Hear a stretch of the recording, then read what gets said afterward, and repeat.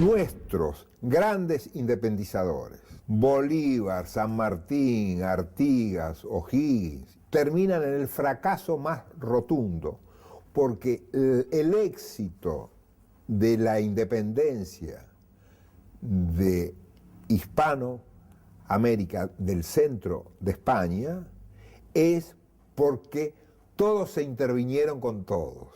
Y eso, sin embargo, dio como resultado el que cada uno se separó del otro.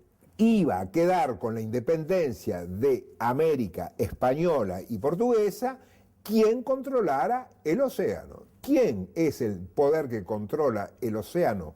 Inglaterra. Nuestra independencia fue un gigantesco éxito inglés y que Bolívar termina diciendo: hemos arado en el mar. O sea, la independencia no tenía fundamento para ser independiente.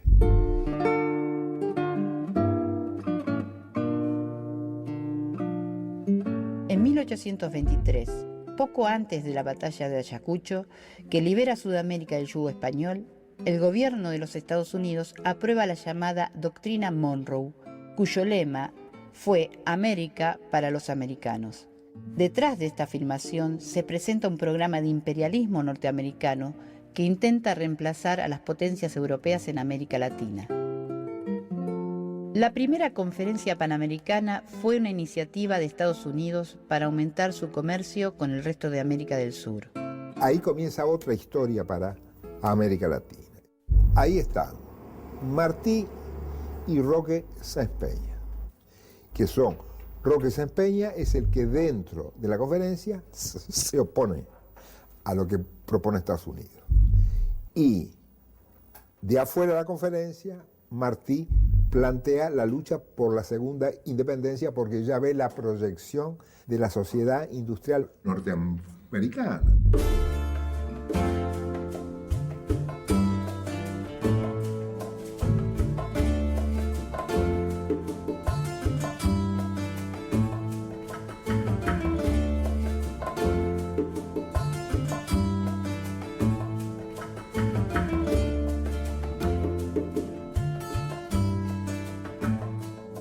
Nadie sabía lo que era América Latina.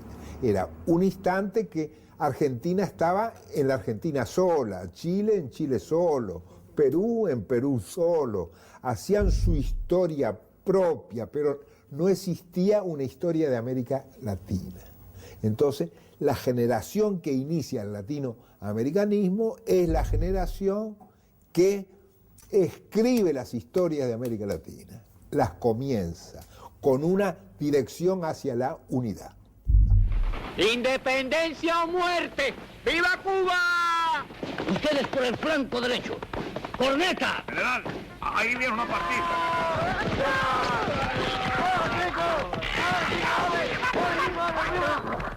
¡Viva la caballería! ¡Viva! ¡Viva la infantería!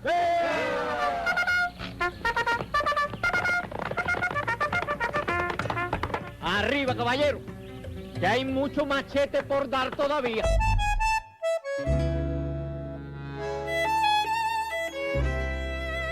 En la última década del siglo XIX, entonces, no solamente se inicia el panamericanismo, sino que se consuma entre el año 1895 y el 98 la independencia de la última posesión española importante, que era la isla de Cuba. Lo primero era consolidar la revolución. Y se ha logrado. Y agregaría, de tal forma que ya no hay nada que la detenga. El decreto de abolición de la esclavitud, que es para mí una de las cosas más importantes de la revolución en un poco tiempo. Han llegado hombres de otros países, cubanos, extranjeros, que son militares de experiencia que nos pueden ayudar mucho.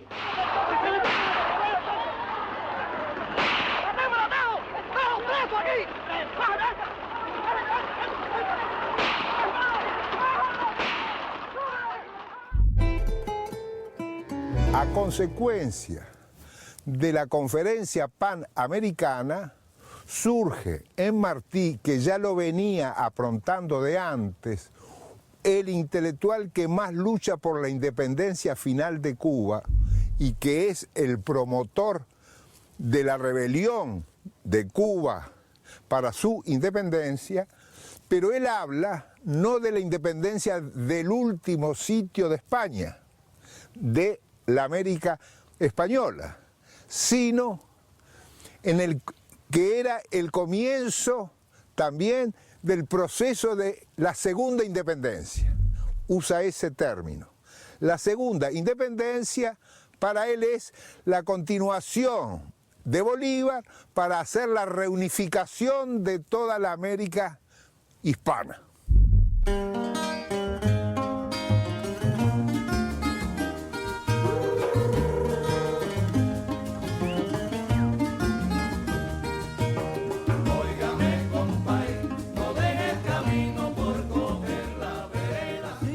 ¿Qué significa para Martí en el 90 hablar de la segunda independencia? Significa que él plantea claramente en sus artículos que ante la irrupción de los Estados Unidos en el escenario total de América Latina solo podía sobrevivir en la unidad y haciendo que se terminaran los 20 países separados, las 20 historias nacionales separadas, que se formara una sola historia de América Latina que se enseñara en todos lados. Dice José Martí en Nuestra América, el problema de la independencia no era el cambio de formas, sino el cambio de espíritu. Con los oprimidos había que hacer una causa común para afianzar el sistema opuesto a los intereses y hábitos de mando de los opresores. La guerra de Cuba contra España no era eso y era el comienzo de la lucha por la segunda independencia. La unidad de América Latina ante Estados Unidos, única condición de sobrevivencia. Porque había oído hablar de Martí en términos literarios, pero no políticos, y no lo había oído nunca. Y cuando lo leo a Martí y veo cuál es el concepto que él tiene, que se inicia la guerra por la segunda independencia, que se verificó en la Cuba que los Estados Unidos no independizan, sino que lo convierten en protectorado de los Estados Unidos, porque hacen que el Senado norteamericano sea la última instancia de toda ley que aprobara Cuba. O sea, el Estado cubano no era soberano porque no era la última instancia. La última instancia era el Estado norteamericano. O sea que eso implica que no era soberano, era protectorado. ¿Estamos? Entonces, toda esta farsa que yo no se lo oí a nadie con claridad. Y jamás oí lo que leí en Cuba ahora de la segunda independencia de Martí, no lo había oído nunca. Nunca. Entonces dije, pero este tipo ya sabía todo desde el comienzo.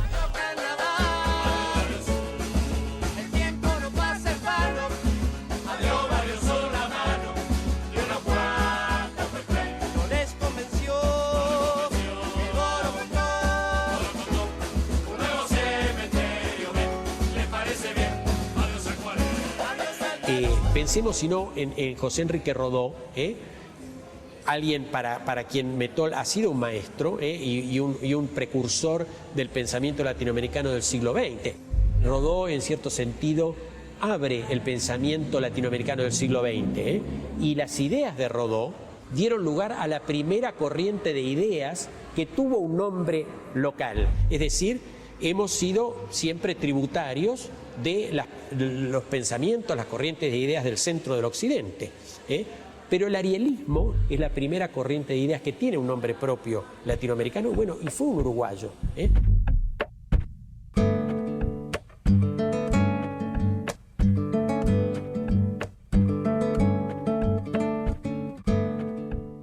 desde el arreglo entre Estados Unidos y España, que España termina su ciclo americano, Rodó se encierra y genera el libro que va a publicar en febrero del año siguiente, o sea, en el 1900. Febrero de 1900 aparece el Ariel. El Ariel, que es hijo de la Guerra de Cuba, parece estar ajeno y en las antípodas. Pero yo creo que Rodó, que siguió con pasión el asunto y su latinoamericanismo se confirmó en esa lucha de Cuba, hace el Ariel una cosa singular. ¿Qué es el Ariel? Es el discurso del último día de clase, de despedida de un profesor con sus alumnos universitarios. ¿Qué les dice? Quiero hacer una reflexión con ustedes que tienen que emprender una nueva lucha, una generación que entra en la sociedad y que tiene que proponerse un horizonte nuevo porque la historia va inventando retos incesantemente y ustedes tendrán que hacer las nuevas respuestas. Entonces yo quiero ayudarlos a pensar la nueva respuesta. Entonces él les habla de la emergencia todopoderosa de los Estados Unidos en el mundo y ante nosotros. Y entonces dice que la única posibilidad de ser nuestra es la unidad.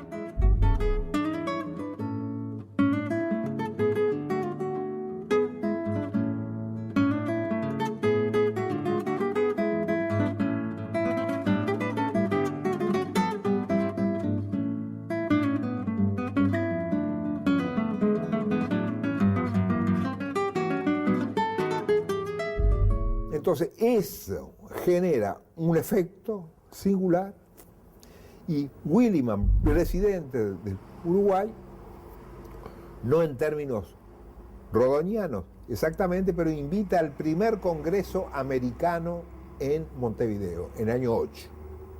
Hay dos protagonistas, el intelectual y el estudiantado universitario de las clases medias emergentes. Era el instante que las universidades ya no eran solo del patriciado del siglo XIX, sino que comenzaban a aparecer los sectores de clases medias que irrumpían en el mundo universitario.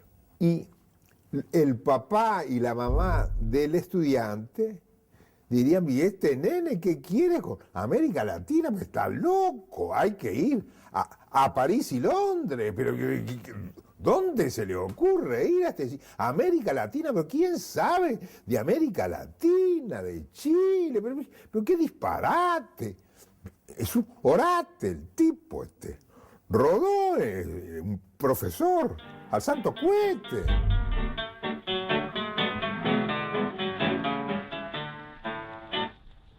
Si al dolor vengo a verte, lo sufrí ayer que tú estabas tan mal. Te quise odiar y mi pasión fue fuerte, no pude más y vine al hospital. Muchos estudiantes iban a ser reabsorbidos por la lógica de la periferia y el centro.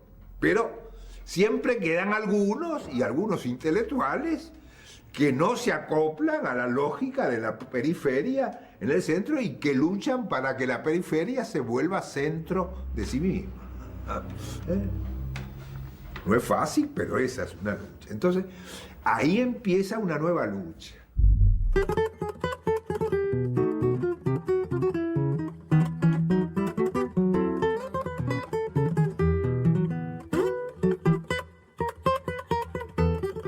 Y entonces aparece la primera generación de grandes intelectuales que empiezan a luchar por la unidad de América Latina. Manuel Ugarte, amigo de Rodó, etcétera, etcétera, va a hacer el libro el porvenir de la América española y va a recorrer América Latina aclamado por los estudiantes emergentes y sectores obreros de todos los países que estaban comenzando las industrias.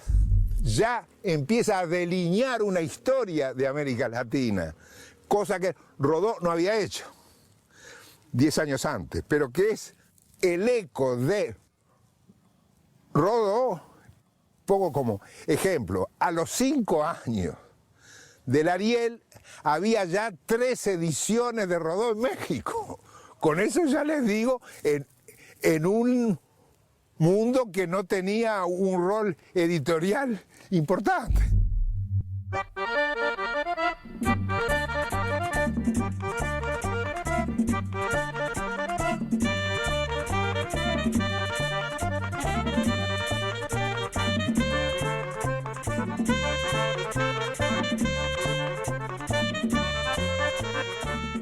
Entonces viene, digamos, los continuadores de la generación del 900. El intelectual Blanco Fombona también escribe sobre el proceso económico y social de Hispanoamérica. En el año 11, Blanco Fombona incita a Rodó a que escriba sobre Bolívar, porque nadie se acordaba del Bolívar unificador. Entonces Rodó hace un artículo sobre Bolívar como el gran unificador.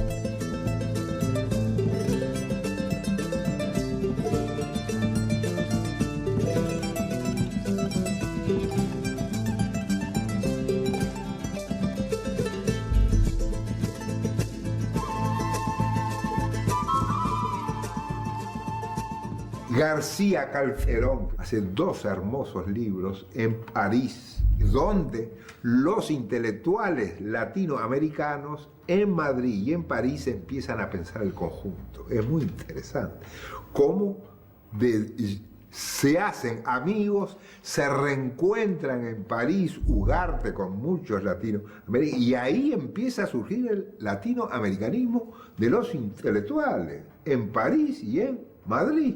Una cosa fantástica. En el centro.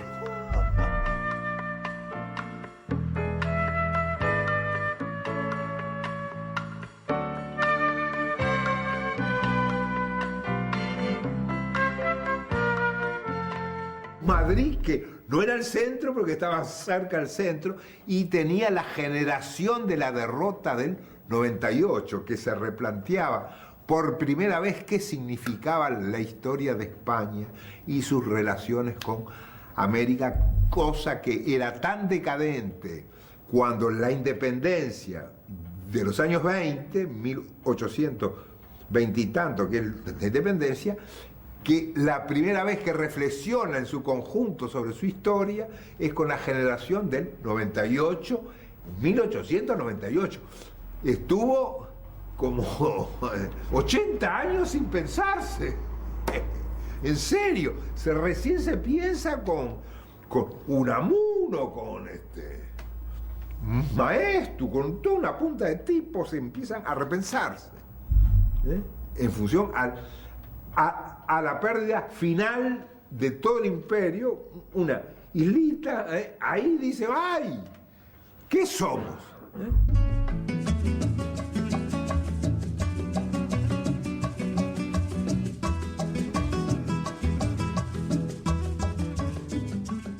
Entonces esa es un poco la tarea que va a inventar la generación del 900. Va a ser una invención extraordinaria y Ugarte, el argentino Ugarte, va a tener un rol magnífico, aunque la mayor parte de su vida la pasó en Francia y andando. Pero, digamos, su vida giró alrededor de la reunificación de América Latina. Y perdió toda su fortuna porque heredó una fortuna importante y la dilapidó entera en esa tarea.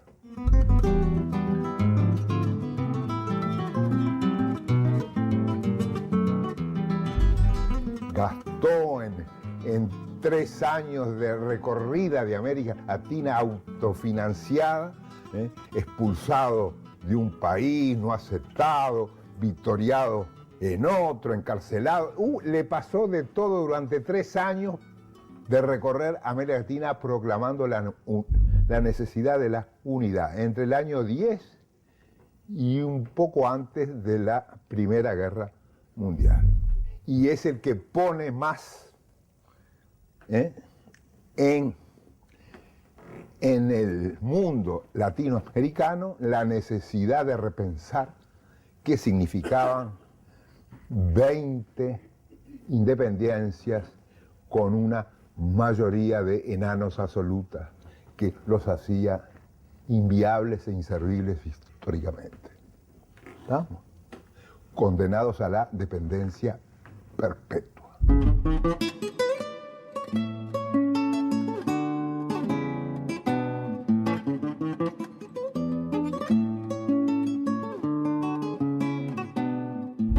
Y en Córdoba, es decir, se forma la Unión Estudiantil Argentina en abril del 18. El orador es Ugarte, hace propaganda latinoamericanista. Él era neutralista, él no quería que Argentina participara en una guerra del centro. Él era de acá, en la época de Irigoyen. Ahí viene enseguida, a los 2 meses, el Grito de Córdoba, el Manifiesto de Córdoba, que hasta tiene, en mi opinión, hasta un estilo rodoniano en su redacción, y eso moviliza a todo el estudiante. Entonces empiezan los nuevos encuentros universitarios y la juventud se embala en el latinoamericanismo. La reforma universitaria se inicia en Córdoba, Argentina, en 1918. Su histórico manifiesto está dirigido a los hombres libres de Sudamérica. Su influencia se hizo sentir no solo en el resto de las universidades latinoamericanas, sino también en otros ámbitos como el político. Dice el texto de la Reforma: desde hoy contamos para el país una vergüenza menos y una libertad más. Los dolores que quedan son las libertades que faltan. Creemos no equivocarnos. Las resonancias del corazón nos lo advierten. Estamos pisando sobre una revolución. Estamos viviendo una hora americana. La era de los estados-nación, eso se terminó. Ahora es la era de los estados continentales. Eso Perón se aburre de repetirlo. Si yo junto Uruguay, Ecuador y Perú, no pasa nada. Pero si junto Argentina y Brasil, pasa todo. Entonces el tipo dice, hay que ensamblar con el otro potente. ¿Quién es el otro potente? Brasil, o sea, Vargas. Perón, Vargas y Ibáñez. Entonces, ese era el punto de partida para generar una dinámica en América del Sur que permitiera la unificación.